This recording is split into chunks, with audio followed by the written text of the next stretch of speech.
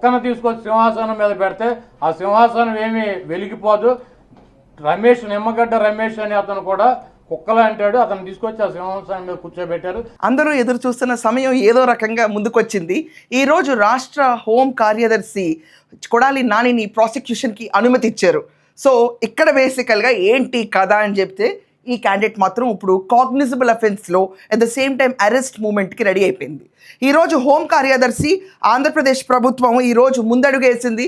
కొడాలి నాని పైన ప్రాసిక్యూషన్ చేయాలని చెప్పి పర్మిషన్ ఇచ్చేసింది. ఇక్కడ చూసుకుంటే 2021 అప్పుడు మనకు జరిగిన పంచాయతీ ఎన్నికల్లో కొన్ని ఎన్నికల్ని స్కెడ్యూల్ చేయటం, కొన్ని ముందు కొన్ని వెనక అయినాయి.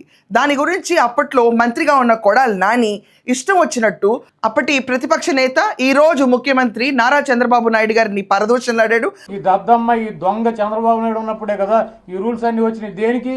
ఊరిన పనికి మాలిన మాటలు మాట్లాడతాడు.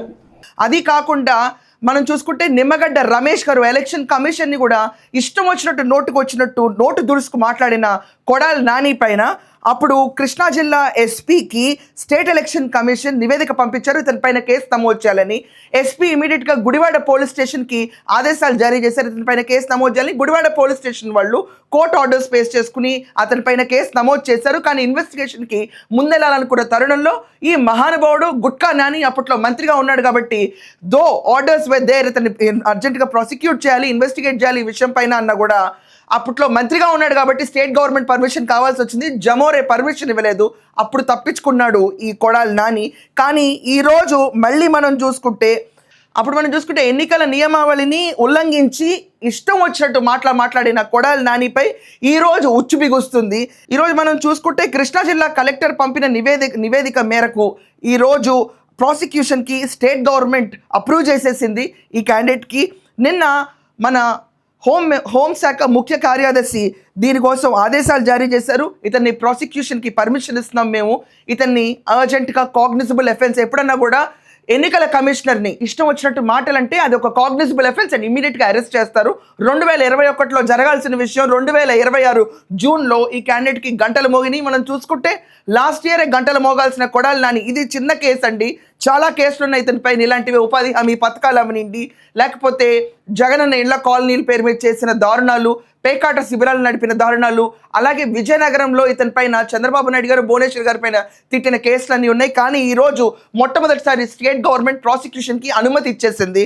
మరి కొద్దిసేపట్లో కొడాలి నానిని ప్రాసిక్యూషన్కి తీసుకొచ్చి అరెస్ట్ చేస్తారు. ఎందుకంటే ఈరోజు శుక్రవారం, శనివారం, ఆదివారం కనీసం 3 నుంచి 4 రోజులన్నా రెపరెపలాడితే కొన్ని ప్రాణాలు. కొడాలి నాని అరెస్ట్ అవ్వాలి అన్న సంకేతాలు ఎన్నాళ్ళకి ఫుల్ఫిల్ అయినాయి. నేను అనుకున్నాను ఈ జన్మకి ఇతను అరెస్ట్ అవ్వడని మొన్న.